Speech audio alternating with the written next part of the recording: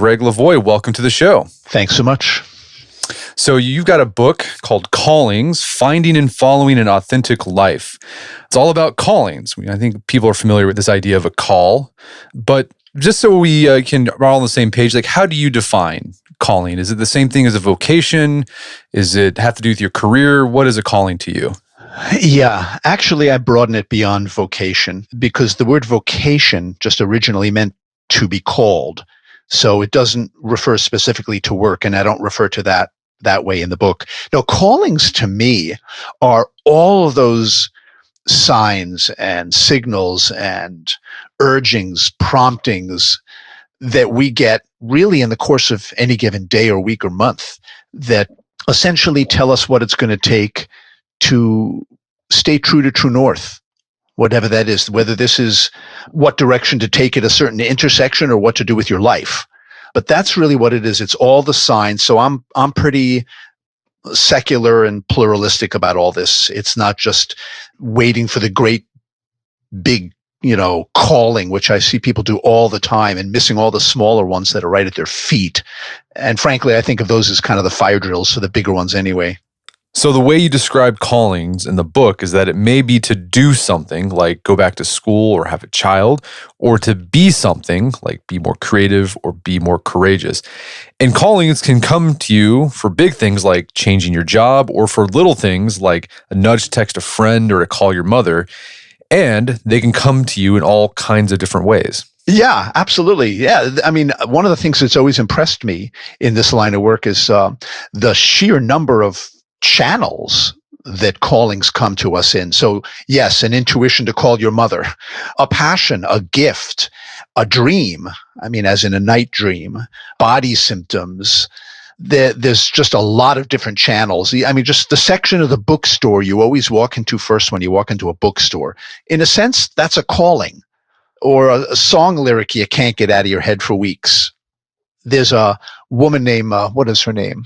She wrote The Accidental Tourist, Ann Tyler. She says, I can always tell what my husband is really thinking by the tunes that he absent-mindedly hums in the car. So in a sense, that's a calling as well.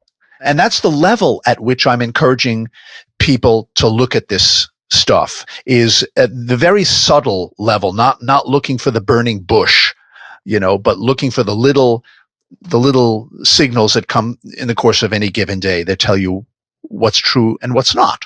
And I mean, what's the benefit of listening or being attuned to this sort of stuff and acting on it? Like, what do you think? What's the result of I'm humming this tune all the time? That must mean what happens with that? Well, the first time I ever noticed that particular one in my own life, I was about to quit my job out of frustration. This was a job as a reporter at a newspaper. And for about a week, right around that period of time, I kept hearing this one line from The Wizard of Oz, day and night. If I only had a brain. And what I realized after hearing this for a week was, I'm not thinking this through. So, Joseph Campbell, we love to invoke Joseph Campbell. He's the guy who popularized the hero's journey and gave us the bumper sticker, follow your bliss. He said, and this is his quote, the great sacrilege in terms of the soul's integrity is what he called inadvertence, which pretty much means not paying attention, not being alert, not being awake, kind of bumbling along and stumbling along through your life and not really having the receivers turned on. And so I think that's what can happen when we just don't pay attention. Our life can have a kind of a weird failure to it, a sense of being out of whack with yourself, a sense of not being in integrity with yourself. And I don't mean that as a moral issue. I mean it as a psychological issue, just being in integrity with who you are. And I think that's one of the things that can happen when we just don't pay attention to the calls that come to us, is we're kind of out of whack with ourselves. Well, I mean, you said you're approaching this idea of calling from a secular point of view, and I think most people are familiar with the spiritual point of view. Yeah. You talk about, you give the example, and sort of the prime example of a calling story, Jonah and the whale. And that's something that people use in Christianity and Judaism as an idea of heeding God's call. Right. It's like, okay, if you're looking at calling from a sort of a secular point of view, like where do these calls come from? Or what's going on when you see a call? I mean, what do you think's going on there? Yeah. Well, I think that's going to depend from person to person on what your belief system is. It is certainly not required that you have a belief in divinity or, supernatural beings or God. It's not required. And people define the source of calls depending on what their beliefs are. People who are, say, Christians, in the sense I think you mean it is, yes, they will assume that calls come from God. But those of us who are more secular about it, like myself, think they come from the soul, if you will, or the spirit or the unconscious, which seems to have, I guess no matter how you define this, they seem to have an image of the way we're supposed to be inside us somewhere, and constantly working toward it by sending us these clues on how to stay in integrity with that vision. But yeah, the whole notion of callings is pretty much brined in religious overtones, and it's tough to get away from it. And in fact, when I've gone into corporate settings to do the callings work, I've literally been instructed not to even use the word. Don't use the word callings in here. Relanguage it. Talk about employee engagement or matching up the personal sense of mission with the corporate mission, things like that. So I think this notion of a calling probably can turn some people off just because it's got all these religious overtones. But frankly, I'm a word guy. So the word religion just means to reconnect. Religare, as in ligaments, means to rebond. And that's the point of a calling, no matter what your belief is about reconnecting you to your, I suppose, your deepest self, your truest self. And the picture I got, maybe, and correct me if I'm wrong, but sort of the impression I got, the way you're describing callings, it's a way to look at your life that can provide meaning and significance, and it helps you like make decisions not only on a cognitive level but on an emotional level as well.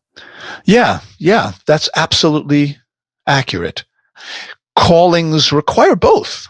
I mean, they require the cognitive and the sort of the feeling approach. My dad, for instance, he was a scientist. He used to say, the way that we work is we gather a ton of data, all the data we can possibly pull together, and then we make a decision based on what he called informed intuition. And it's the same with callings. I'm a big believer in just turning all those receivers on, getting the data that comes through dreams or body symptoms or synchronicities or the books that mysteriously make their way onto your night table or the kind of opportunities that unfold in your life. And then connecting dots, getting all this data. But also so many of the people that I've interviewed over the years, when I ask them, how did you know that this was the right path of all the possible paths you could have taken in life, that this was the right one for you? A lot of people said, I don't know, it just felt right. And that's really significant to me. This is something they can't necessarily explain to somebody, but they can't deny it either. It just feels right. So both of these brain functions are active when it comes to callings, at least ideally. Yeah, and I've noticed it in my own life, especially when you're making hard decisions about what to do next to your life, and you try to sit down and think through it, and you pour through the data, do all the research, and even then you still can't come to a decision.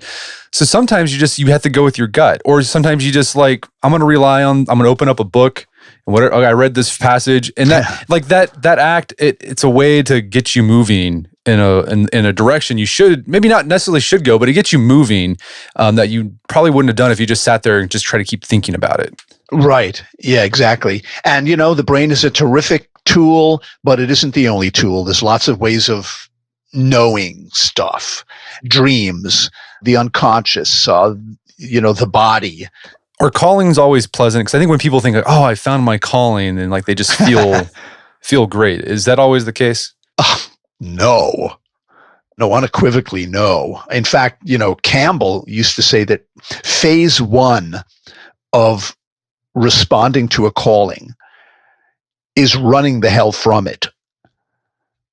And there's a reason for that. I mean, I'm thinking of the scene that sticks in my mind that really captures that so beautifully was from a book called The Hobbit. Most people are probably familiar with the Lord of the Rings trilogy. Well, this was the prequel. And there's a scene in the very beginning of it where the hero of that story, Bilbo Baggins, is sitting peacefully, smoking a pipe in his little house in the Shire. And he gets on the front door, and it's the wizard Gandalf who says, "I'm looking for somebody to share an adventure." And Bilbo Baggins' response to that is absolutely classic, universal, inevitable response to a calling.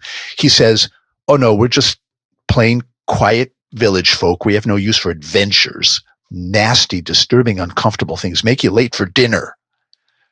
Classic phase one response. So this idea that a calling is pleasant is not really borne out by history or human nature, because a calling by definition is a disruption in the status quo.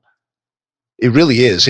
I went to Morocco a couple of years ago. It was the first time I'd ever been in a Muslim country. And I literally got to hear the daily calls that come 5 times a day from the criers up on top of the minarets. And they're literally calling people away from the daily grind.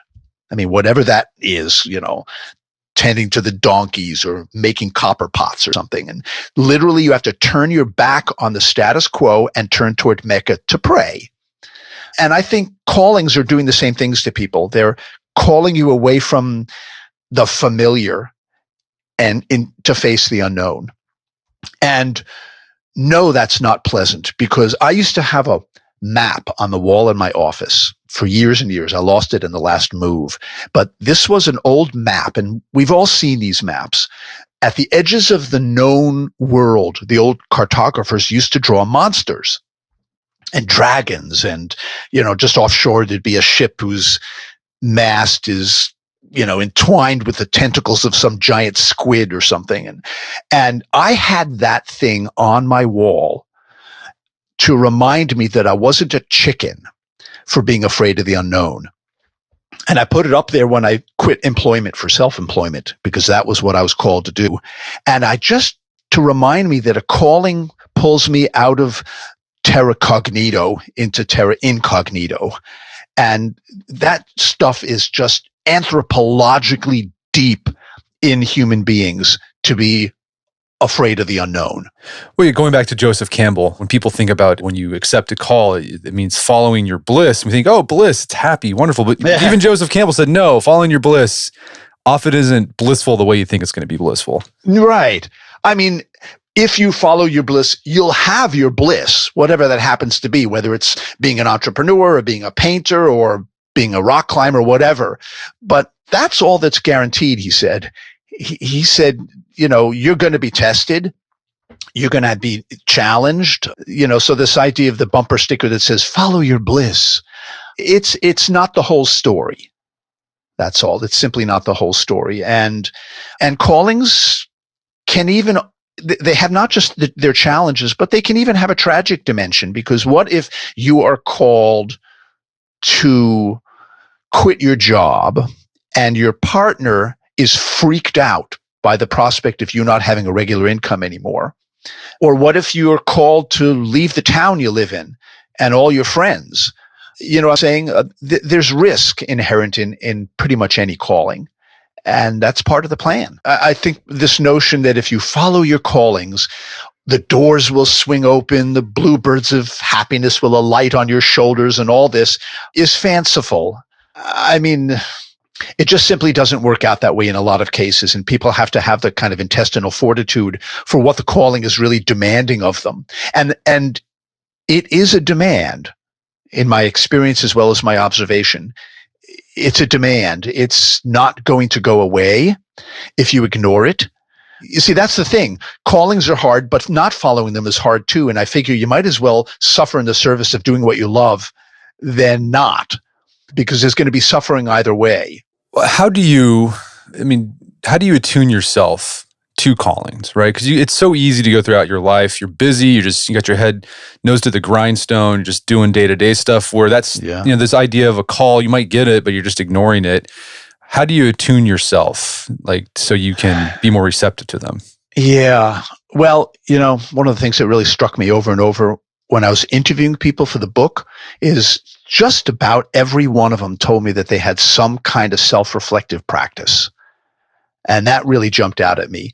And these are the kind of people who are really receptive to their lives and responsive to their lives.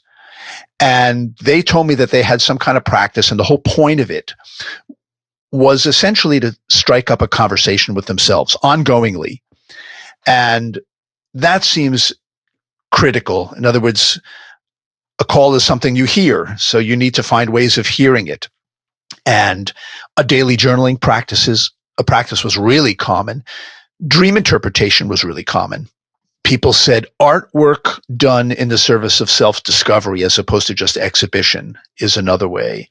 Regular short retreats, regular intimate conversation, contemplative reading, for some people therapy is a self-reflective practice. Belonging to any kind of group whose members get together for the purpose of waking up. So men's groups or women's groups or, spiritual groups, mastermind groups, that kind of thing. So this attunement question is absolutely critical. And, I have to share this because obviously we're having this conversation and we're going to be listened to by people who are modern, technologically oriented, busy, etc. I read a story in the New Yorker just a couple of years ago. It was written by a guy named Adam Gopnik.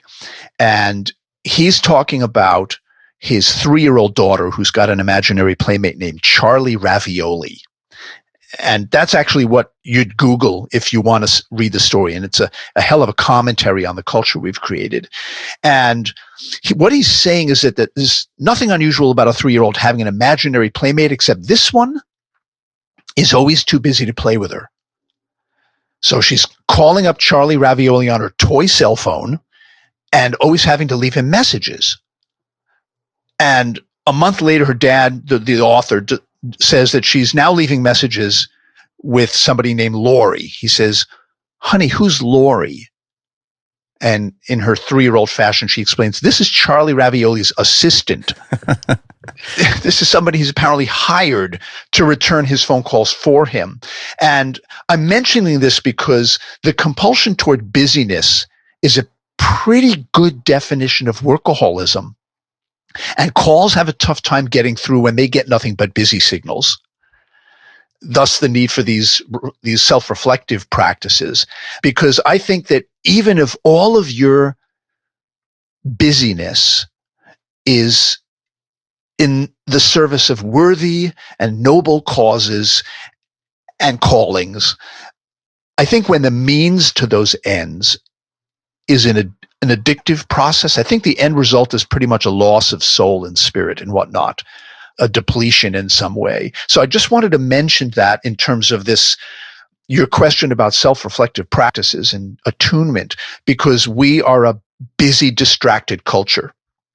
And calls will have a tough time getting through to you when they hit that wall, when they have Charlie Ravioli who's constantly picking up the phone instead of you.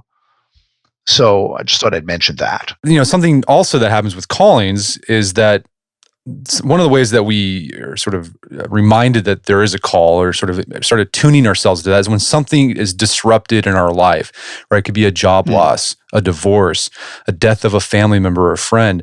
Like those those things, they knock you off kilter of normal life and you start thinking about like those deeper issues. And that's when you kind of become more attuned to those things too. Yeah. Yeah, there's a lot to be said for good old-fashioned crisis. Or like you said, a disruption. Yeah, those, in my opinion, those are callings. This is why I expand my definition of what is a calling so that people aren't looking up at the sky waiting to see the bony finger of God. They're looking at their life and going, what is this calling for from me? What is this job loss or this relationship loss or even this sudden windfall? It could be any kind of an event. But I think that the point is to look at your life through the lens of a calling and say, what is being called for here? What kind of response is this asking for from me? What do I need to do to reconfigure my life or make a course correction or something. And I just think that that's, at least for me, has been a really useful way to live, is to look at it through the lens of anything and everything is a potential call. And so I'm setting up a kind of a call and response relationship to life. So I'm not just bumbling along and stumbling along and doing the inadvertence thing. Right. That's a useful. One thing I've read from other people similar to that is this idea: whenever you experience friction or some sort of disruption in your life or some inconvenience, ask yourself, like, what's life trying to teach? Like, what's life asking of me right now? Like, what is it? Right. And people might think like, well, life's not asking anything. It's life. It's just existence. But like, looking through the world that way, it gives you some sort of meaning and coherence to your life that allows you to move forward. Right. Yeah, absolutely. I remember seeing an episode of The Simpsons, to go from the sublime to the absurd here. And I remember hearing Homer Simpson say, oh, life is just a bunch of stuff that happens. Right. And, that's one way to look at it. But, friction, that's a fascinating one too, because I think that's one of the ways that callings make their way into our lives is, where is there friction in your life? Where does head argue with heart?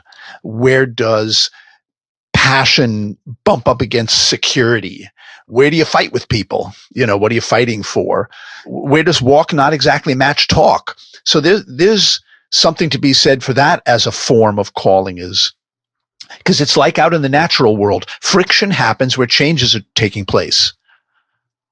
So what are the changes that are trying to happen or trying to come through? What's trying to emerge in your life? That in itself, I think, is a good question to ask yourself. What is my gut feeling about what's trying to happen in my life right now? What wants to emerge? What wants some airtime? And it's often really just right below the surface for a lot of people, as long as they stop long enough to ask the question or listen in.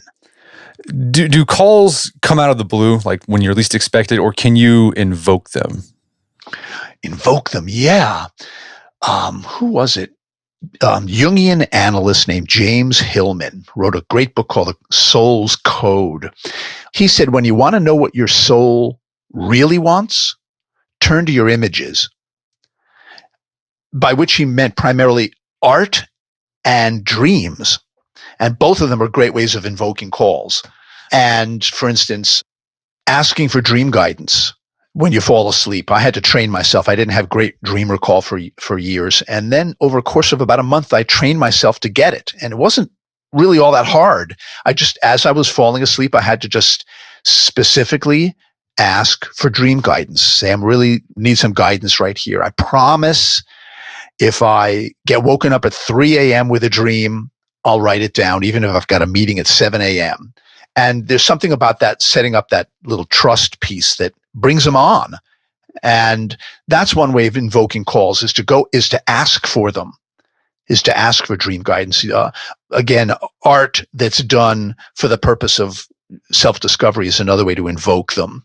Drawing, for instance, I belong to a little mastermind group, and we get together and we use the creative arts to help people move their lives forward. So somebody will talk about some challenge that they're dealing with, and then we'll all just spontaneously make art right on the spot. Could be a drawing, could be writing a poem, it could be a collage, it could be anything, and just feed back to the person what their challenge feels like to us as channeled through art. So that's another way of doing some invoking work, is using the creative arts. Right. Well, some people might be listening to this and like, wow, dream recall, dream training, that sounds kind of woo-woo. Like what would you say to those guys, those are the skeptics? Sure. Yeah, woo-woo. Well, what is woo-woo? It's something outside of the box for us. It's something that's maybe a little more feeling-oriented than brain-oriented. But, in the research I did for the Callings book, every religion on earth agrees that the dreams, and I'm talking about night dreams, because day dreams are ambitions. That's a whole nother ballgame.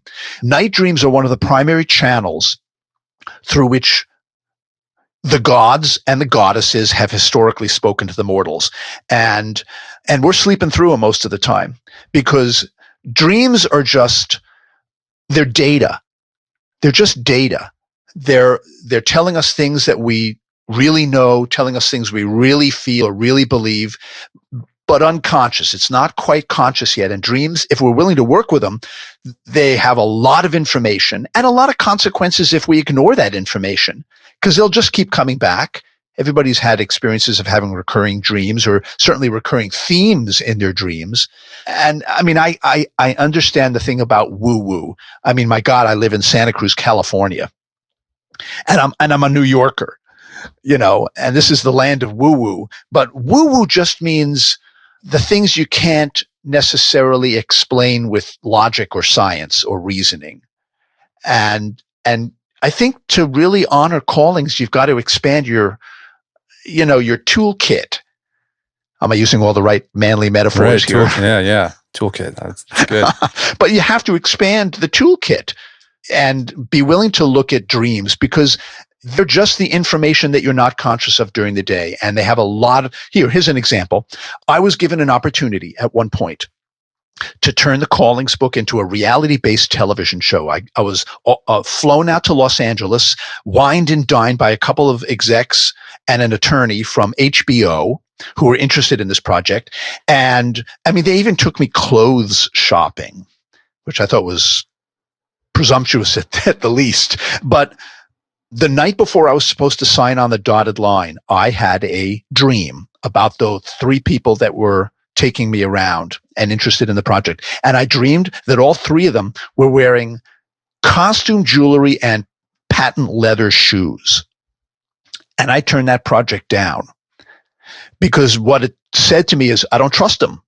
Fake leather shoes, patent, costume jewelry. And this decision made my more hot-blooded entrepreneurial friends go nuts. You did what? You turned down what? Based on a dream? What are you, crazy? But having done dream work since high school, I learned that this is something I could trust. I didn't trust these three, and I turned the project down, and I've never regretted it since. So some people may call dreams woo-woo, but that was real data to me and helped me make an important career decision. So let's talk about different ways in detail about how you can invoke callings in your life. One you talk about is Rite of Passages. Oh. What is it about a rite of passage that can help people uncover their callings in life? Yeah, well, one of the rites of passages that I've done over the years is a vision quest. A lot of people have heard of vision quests. And this is essentially a rite of passage that pretty much every culture at some point in history has come up with, to send one of their individuals out of the village into the wilderness to cry for a vision. That's actually a phrase that they use in this rite of passage, crying for a vision, and then bringing that vision back to the tribe. So I've gone on a couple of these, including a 12-day vision quest in Death Valley. And this is a brilliant and brilliantly designed rite of passage. And it was facilitated by an outfit somewhere here in California called the School of Lost Borders, which I just love. And they design it so that the first 4 days is you're explaining to the small group of people you're with, maybe a dozen people, why you're there. Why have you chosen to step outside your life and try to look back in through the shop window from a distance? And it's really important to get off site for some of these rites of passages.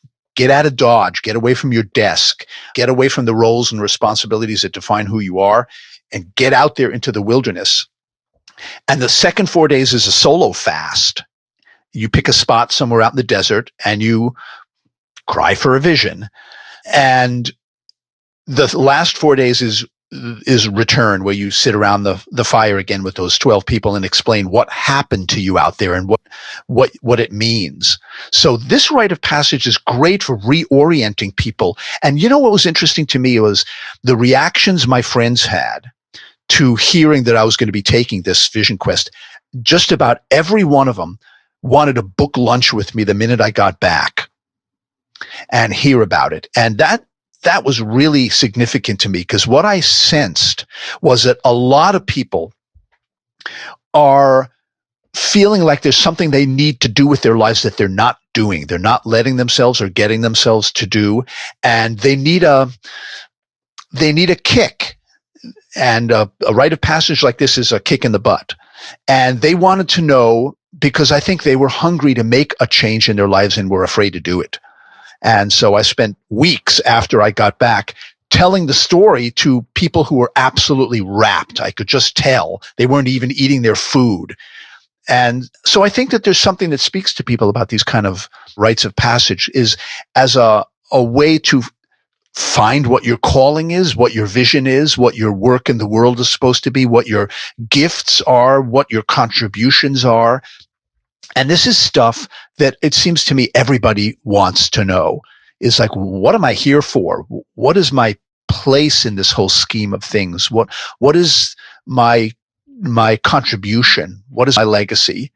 And I think these kind of tools can be very useful, especially if you know that you're at a place where you need a kick in the butt. And I've been in that place a number of times.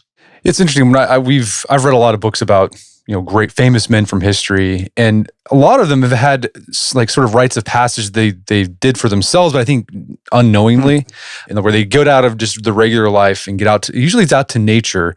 One that comes to mind is Theodore Roosevelt. His wife and mother died on the same night. And he was just devastated him. He was active in political life in New York. He decides after that, he just quit political life and he started a ranch out in the Dakotas, in the Badlands. And just he wanted to get away from things. And then after that ranch failed. But something about that experience out there in nature, away from New York, that energized him for his next phase of his political life, where he eventually became president of the United States. Right. Yeah, I understand that impulse. I did my own version of that when I left city life for country life for the first time in my life. So I also grew up in New York and I pretty much lived within honking distance of big cities my entire life. Washington, D.C., San Francisco, Cincinnati, Tucson, Albuquerque. And at one point, I moved to a little town north of Taos, New Mexico, little town called Arroyo Seco, which means dry creek in Spanish.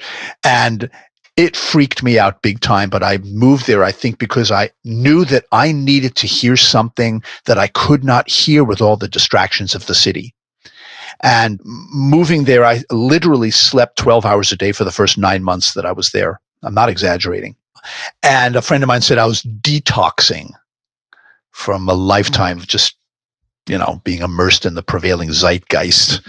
And but what began to come to me when I got that quiet out in the desert was the Callings book. And I don't know that would have come to me if I'd stayed in the cities. I don't know that I was listening at a deep enough level that I could have heard that book. And now I really understand why there's a whole spiritual tradition about moving to the desert, living in the desert, the whole Desert Fathers tradition. I really get that now. So yeah, I think there are times when you sense that something is trying to come through and it isn't. And years are going by and you're feeling the sense of deep restlessness, not just, like the little, I need another dopamine hit kind of restlessness. I mean, a deep soul restlessness. And sometimes you will do something like this. You'll take yourself really out of the box and give yourself one of those, and now for something completely different kind of experiences.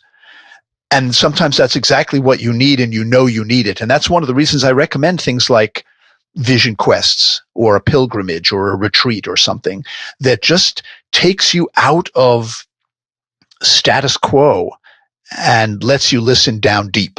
Well, yeah, traveling or going on a journey is another common way people, find their calling. Like I'm going to go on this big trip so I can find myself. But the criticism that people invoke at or throw at that is, well, you're not really finding yourself. You're just trying to run away from the problems you have here instead of facing them. So how can you ensure, right, that you're doing these things like with Vision Quest or pilgrimage or going on a trip? How can you ensure that you're actually doing that to you find that calling instead of just running away from your problems? Yeah, that's a great question. Yeah, it's one of the accusations that's leveled against the restless. Is like, are you running towards something or away from something? And, I guess every guy's got to discern that for himself.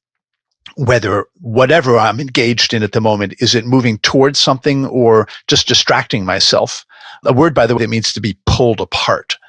And life, of course, is full of distractions.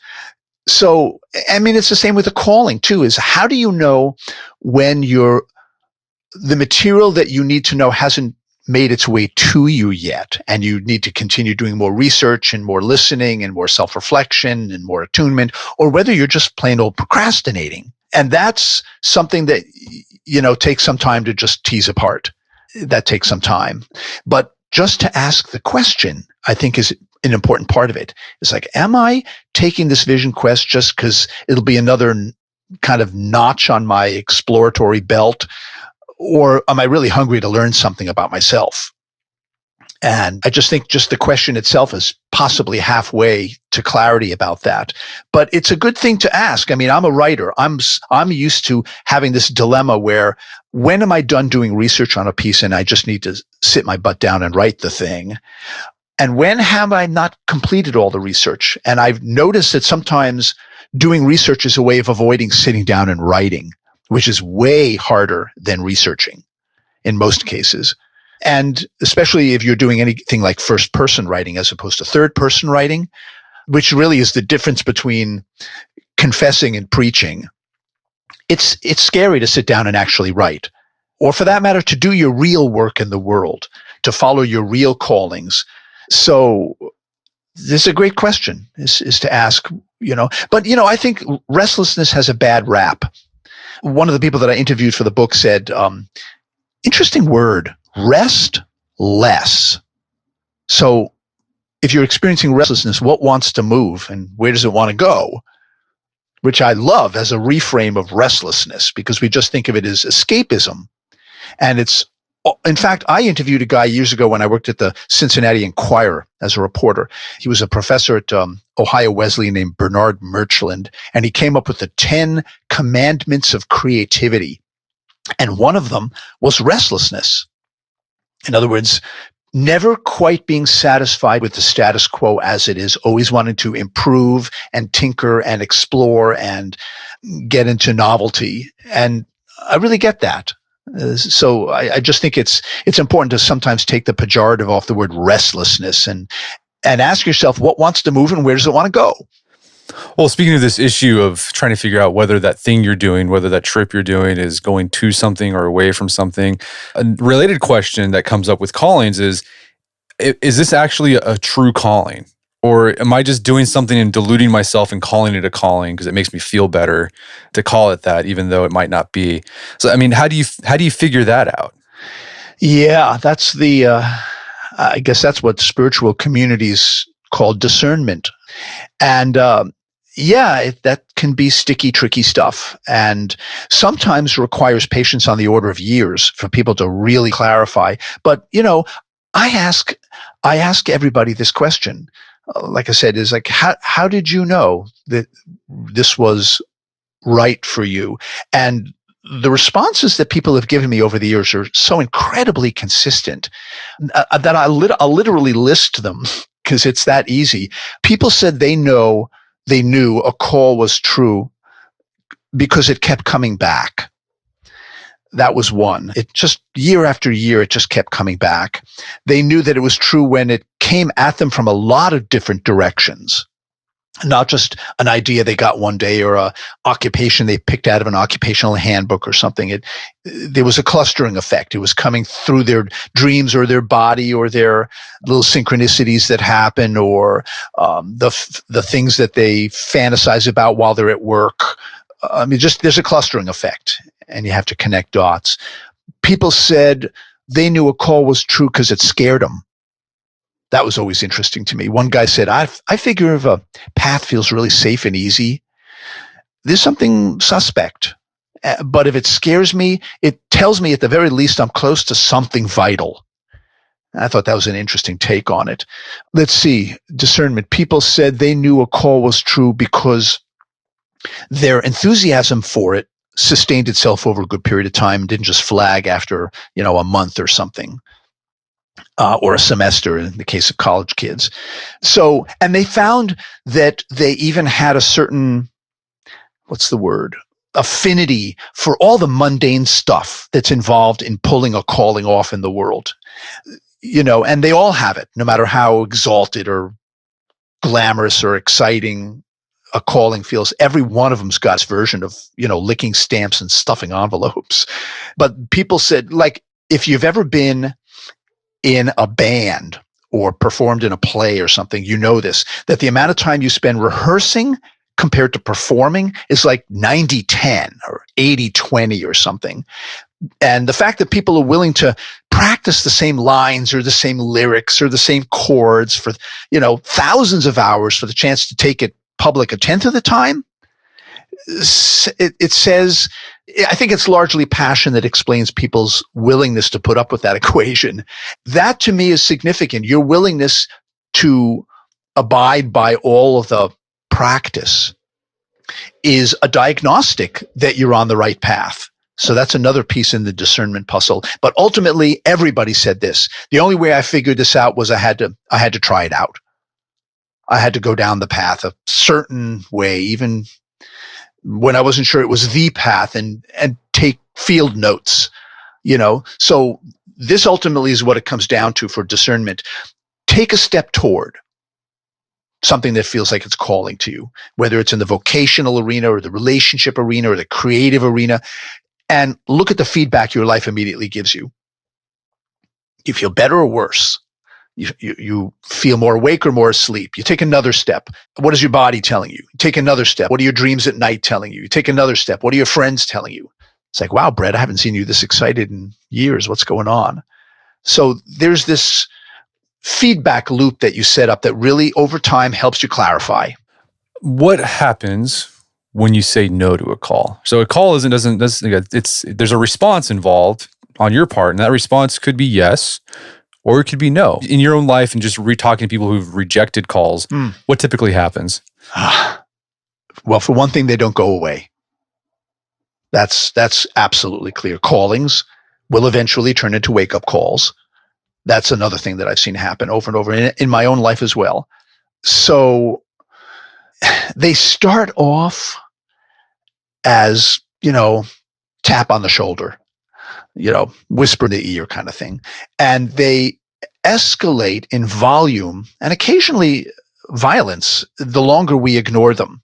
Frankly, I think a lot of illness is a result of people not paying attention to the signals that are coming from their own life, not just through the body, but through the heart and soul, if you will.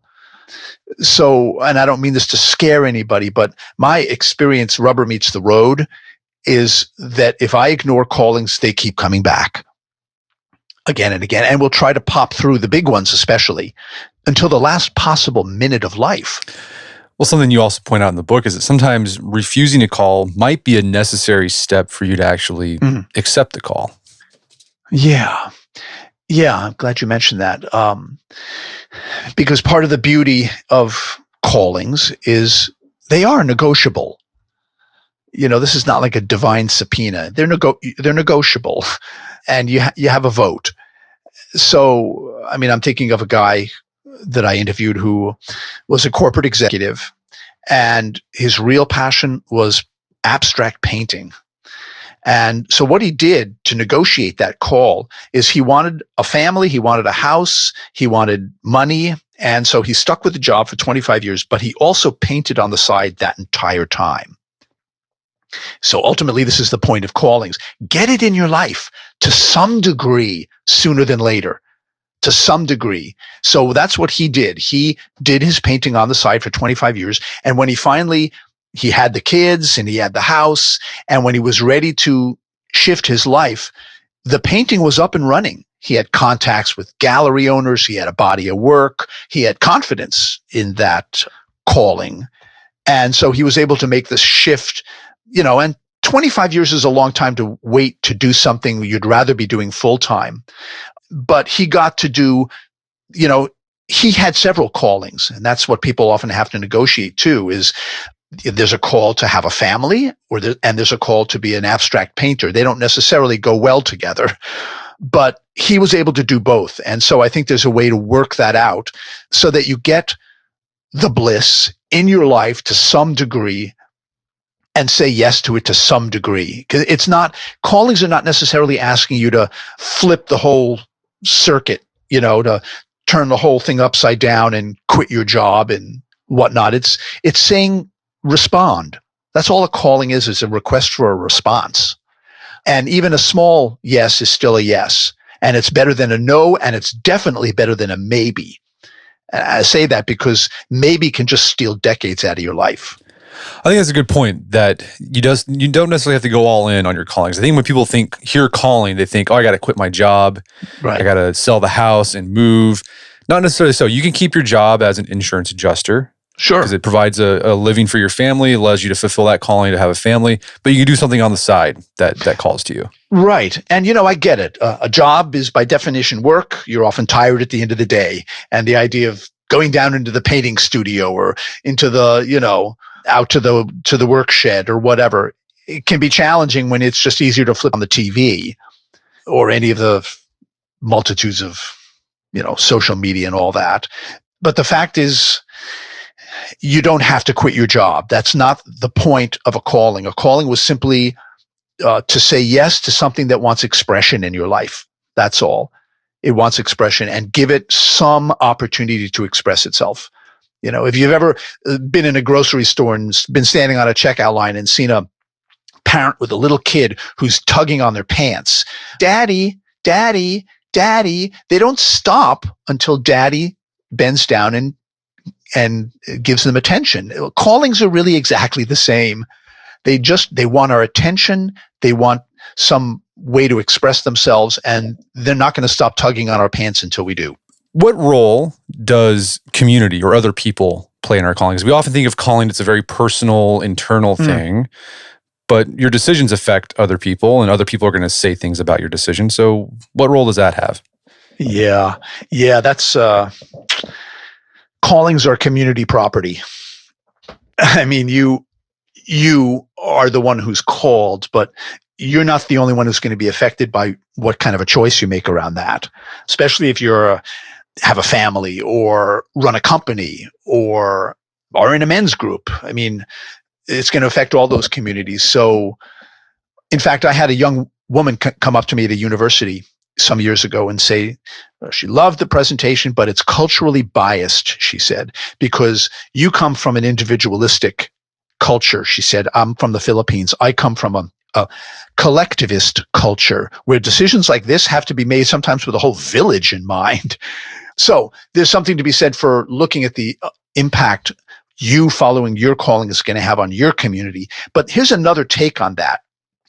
You alone are called, but that doesn't mean you've got to figure it out all by yourself.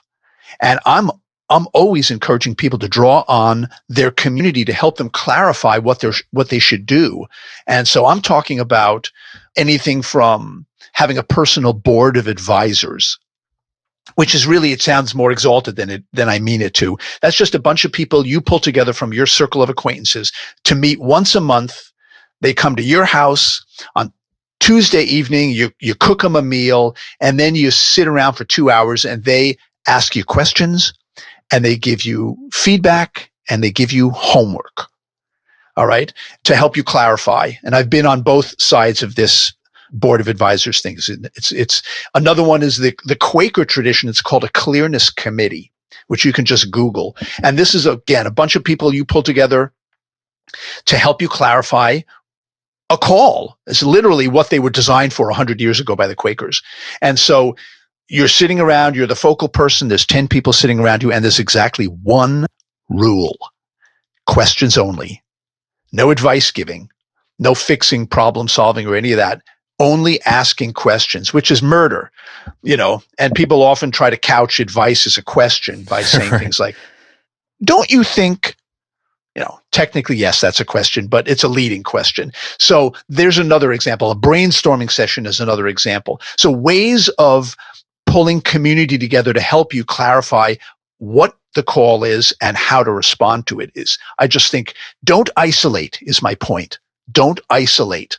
We come from a rugged individualist culture, and especially for guys, we want to do it. We want to figure it out by ourselves. It's not necessarily in our best interest to do it that way. what do you do if you follow your calling, right? You feel like this is the thing you should be doing, but it doesn't end the way you were expecting, right? You start a business and it's just an abject failure and you have to declare bankruptcy. Like, does that mean like you weren't like you were following an untrue calling, or maybe that was just part of the gig? Yeah, I would go with door number 2 on that one.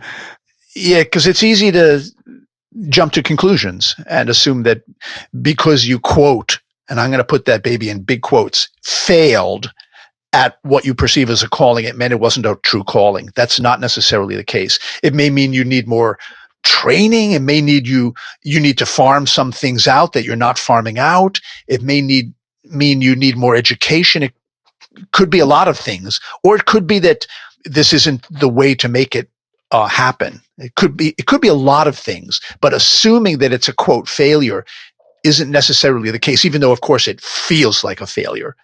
And I remember sitting right before I was going to quit my job to be self-employed. I sat with one of my mentors over lunch and I told him I was terrified of failing at it. And I will never forget this. He leaned across the table at me. He said, "Hey, if you're not failing regularly, you're living so far below your potential that you're failing anyway." Which explained why I had lunch with this guy maybe once a year. I mean, there's mentors and then there's tormentors, Right. Which is a good thing actually to cultivate. But, this fear around failure. My dad, again, scientist, he used to say, you'd be better off in life if you quit focusing on failure or success. Life is just an experiment. There's just results. Just think of it that way, which is a really interesting reframe.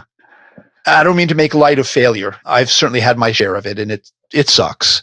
But every growth spurt in my life, and I recently made a timeline of all the growth spurts in my life, have often come as a result of a quote failure. I was at USA Today as their behavioral specialist. It was a terrible match. Looks great on my resume, lousy match. And I was the one and only job I was ever fired from. And it was I just went back to the Cincinnati paper, which was the deal with Gannett, with my tail between my legs. But it was exactly the crisis that gave me the clarity and determination to become the freelance writer I was called to be. See, being at USA Today was an elaborate form of avoidance that caught up with me. It was a lateral move. It wasn't what I really should have been, what I was really called to do. So sometimes failures are like what Joseph Campbell called a directive crisis, or some people call it falling up. So there's a lot, obviously, to be learned from failure. Right. And maybe you might be working on a calling that's bigger than yourself, right? And it might go on even after you're dead. But your little work at it helped with it. There's a lot of examples of, you can think of that, just pioneers, right? Like, the people who came across America, probably died along the way, but their efforts, gave us what we have today. Or you can even do here's an example from the Bible, right? We're going to go callings. Moses, right? He was called to get the Israelites out of Egypt, but he wasn't called to take them into the promised land. He didn't get there. That was Joshua's job. Right. So maybe your call is, it only goes so far, and it might look like failure, but in the long run, it's not. Yeah, that's a great point. I'm reflecting now that you've mentioned that on several people, and people who have been mentors to me, who've said that I need to hook up whatever I do in my life with a much deeper frame of reference, a purpose that there's no way I'm going to live long enough to see. It would be like something like peace on earth, or a cure for cancer, or for that matter, even just building the Chartres Cathedral, which took a couple of 100 years, and most of those people never lived long enough to see it. But there's something about hooking yourself up to a deeper purpose that is an important part of motivation, is an important part of legacy. And so I think there's a lot to be said for this idea of yours, that your calls are hooked up to much, much larger callings, larger voices that want to speak through you. And I think that's a very useful way to approach it. It doesn't feel like it's just personal to you, but you're hooking up to something bigger. Well, so Gregg, what's one thing you think someone can do who's listening to this show? They're like, I want to tap in to this idea of a calling? What can they do after they get done listening to the show to start tapping into that? Well, where I immediately go is find some kind of self-reflective practice that works for you. Whatever that happens to be, that's just some way that you're going to have a regular conversation, ongoing conversation with yourself. I mean, you can do it every morning, like I sit down and I do free writing. That just means stream of consciousness writing. That's one of my primary self-reflective practices. Or you could do dream work, or you could join a men's group, or something that begins a self-reflective practice in your life. That would be my go-to recommendation right off the top, because it's something people can do and do regularly and find some version of it that works for them. Well, Gregg, this has been a great conversation. Where can people go to learn more about the book and your work? Well, world headquarters for me is gregglevoy.com, GreggLevoy.com. All right. Well, Gregg Levoy, thanks for your time. It's been a pleasure. Thanks so much. I appreciate it, Brett. My guest today was Gregg Levoy. He's the author of the book Callings. It's available on Amazon.com and bookstores everywhere. You can find out more information about his work at his website, gregglevoy.com. That's Gregg with 2 Gs. Also, check out our show notes at aom.is/callings, where you can find links to resources where you can delve deeper into this topic.